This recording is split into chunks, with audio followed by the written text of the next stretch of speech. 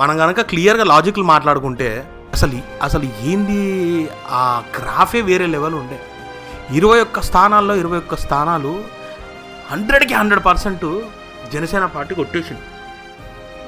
Hat-trick అసలు అది వేరే లెవెల్. ఇక గెలిస్తే గిట్లే గెలవాలి అన్నట్టు క్లియర్ షార్ట్అవుట్లోకి అనిపించేసింది మనకి. వీళ్ళని చూసి జనాలు ఓట్లు గుద్దిర్రు అనుకోవాలా, లేకపోతే జనాలకి జగన్ భయ్య పరిపాలన మీద విరక్తి చెంది ఇక ఎవరొచ్చినా మాకు మేలే, ఈయన రాకుంటే చాలు అన్న కక్ష సాధింపుతోని ఓట్లేసి గెలిపించిర్రా. ఇన్ఫ్యాక్ట్ పవన్ అన్నకి 100% సీఎం అయ్యే ఛాన్స్ గట్టిగా ఉండే. మీకు లాజిక్గా ఆలోచిస్తే మీకే అర్థమైపోతుంది. ఇప్పుడు ఇదే కూటమి కాకుండా పవన్ అన్న ఒకవేళ ఆ 175 సీట్స్కి పోరాడుంటే ఈ 21కి 21 సీట్లు ఎట్లయితే 100% వచ్చిందో ఆ 175 కూడా ఇచ్చేవాళ్ళేమో.